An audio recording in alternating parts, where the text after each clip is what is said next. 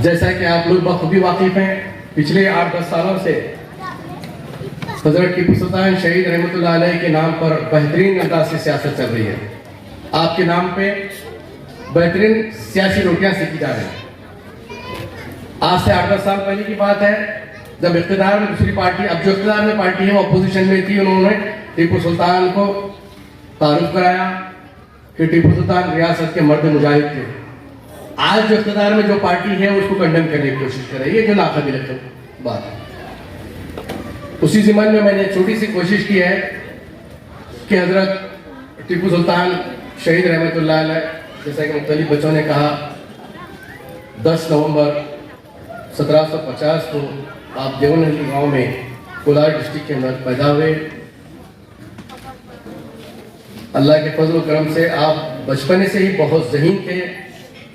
10-12 साल की उम्र में आपके वालिद मोहतरम हैदर अली साहब ने घोड़सवारी, तैराकी, जंग में किस तरह से लड़ा जाता है, जंग के पूरे पैतरे उनको सिखाए। जैसा जैसा उम्र बढ़ती गई कि हजरत टीपू सुल्तान शहीद रहमतुल्लाह अलैह की एक माहिर सिपाही की तरह उन्होंने जंग में हिस्सा लिया। उनके दौर में 4 जंगें हुई। टीपू सुल्तान 2 जंग जीते, एक रिकॉर्ड है अपने आप में, 2 जंग हारे। उसके साथ साथ टीपू सुल्तान को सिल्क इंडस्ट्री को एक नया नाम दिया हमारी रियासत ने, पूरे मुल्क में, पूरी दुनिया को ये बताया कि सिल्क इंडस्ट्री, सिल्क कैसा बनाया जाता है और ये कहां से आ रहा है। तो ये हमारी रियासत कर्नाटक से है।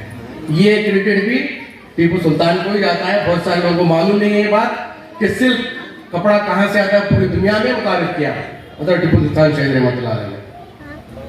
ये अपने आप में भी एक मिसाल है। पहले मिसाइल मैन, मिसाइल तैयार करने वाले और आजादी फ्रीडम मूवमेंट में फर्स्ट नारा देने वाले भी शेर मंसूर हजरत टीपू सुल्तान शहीद रहमतुल्लाह अलैह थे। एक दफा का वाकया है, मस्जिद इलाही नाम की मस्जिद का इफ्तिताह करने जा रहे थे। वहां पर ये बात सामने आई कि जिस शख्स की भी नमाज कज़ा नहीं हुई वो शख्स मस्जिद इलाही का सके बुनियाद रखेगा। इफ्तिताह के वक्त जब किसी ने भी नहीं उठा, हजरत टीपू सुल्तान शहीद रहमतुल्लाह अलैह ठहरे। उसके बाद सब लोग दंग रह गए, हैरान हो गए कि वक्त का बादशाह इतनी मसरूफियत के बावजूद भी एक वक्त की नमाज कज़ा नहीं हुई और उन्हीं के हाथों से मस्जिद इलाही का संगे बुनियाद रखा गया। आज एक एमएलए, एक कारपोरेटर, एक एमपी है मिलना बहुत दूर की बात है। लोग घंटों कतार लगाकर ठहरते हैं। ये दौर हुक्मरानी की बात कर रहा हूं मैं, तो ये भी उनको, और सुन्न सलात के पाबंद, 5 वक्त के नमाजी, बेहतरीन हुक्मरान, ये भी आपके हिस्से में आता है। और बहुत सारे लोग यहाँ पर बैठे हैं। ये बात भी बोलना मुनासिब है कि टीपू सुल्तान हिंदू मुखालिफ थे, हिंदुओं को मारे, ये रिकॉर्ड कहीं भी नहीं मिलेगा। टीपू सुल्तान किसी हिंदू को नहीं मारे। आज जो लोग बोल रहे हैं, टीपू सुल्तान एक बेहतरीन बादशाह था, बहादुर सिपाही था, बेहतरीन हिम्मत वाला मर्द मुजाहिद था। टीपू सुल्तान ने उस दौर में नीम रंगा औरतें का जो लिबास था, अपर कास्ट के जो लोग, उनको आधे कपड़े पहनने पर मजबूर करते थे। टीपू सुल्तान का ही दौर था कि उन्होंने पूरे औरतों को कपड़े बनाने की आजादी दी। एक बहुत बड़ा तारीखी वाक़या है। आज जो लोग टीपू जयंती नहीं मनाना चाहिए जो कह रहे हैं, ये बिल्कुल खिलाफ है। ये हम प्राउड से मनाना चाहिए कि रियासत कर्नाटक, हमारे स्टेट कर्नाटक का बहादुर सिपाही गुजरा टीपू सुल्तान शहीद रहमतुल्लाह अलैह, उसको जोर शोर से मनाने की जरूरत है। अब ये सियासी हजरात अपने मतलब के लिए काम कर रहे हैं, ना काबिल कबूल बात है। 156 मंदिर, 156 टेम्पल्स को उन्होंने ग्रांट जारी किया। 156 टेम्पल्स को उन्होंने मंथली ग्रांट देते थे। ये भी एक रिकॉर्ड है, ऑफिशियल गजट में आप लोग देख सकते हैं। मैं मेरी जानिब से नहीं कर रहा, ये कर्नाटका गवर्नमेंट की जानिब से जो गजट निकलता है उसमें आया तौर पर लिखा हुआ है। उसके बावजूद एक बड़ा वाकया, श्रद्धा टेम्पल को मराठा ने लूटा, बहुत बड़ी मंदिर। तो मंदिर के पुजारी, मंदिर के स्वामी हज़रत टीपू सुल्तान शहीद रहमतुल्लाह अलैह के सामने आए और गुजारिश करी कि मराठों ने हमारी मंदिर को लूटा, वो मंदिर की बनाने के लिए, रिकंस्ट्रक्शन करने के लिए टीपू सुल्तान ने उनको ग्रांट दी और तोहफतन उनको ये भेजा, शाल और पीठा भेजा। उसके एवज में वहां के भी बाद हमारे स्वामी साहब और पुजारी साहब ने उनका शुक्रिया अदा करते हुए उनके पास आकर उनको भी शाल से नवाजा। ये थी हुक्मरानी की, ये टीपू सुल्तान को। और ऐसे बहादुर बादशाह को आज तरह तरह की बातें कर रहे हैं, नाकाबिल कबूल है। टीपू सुल्तान कन्नड़ा में माहिर थे, टीपू सुल्तान फ्रेंच के बेहतरीन बात करने वाले, टीपू सुल्तान अंग्रेजी जबान में बात करते थे, उर्दू अच्छी आती थी टीपू सुल्तान को। उनकी लाइब्रेरी का तो यह हाल था, शायद मेरे मुताले में आया कि 2000 से ज्यादा किताबें उनकी लाइब्रेरी में थी।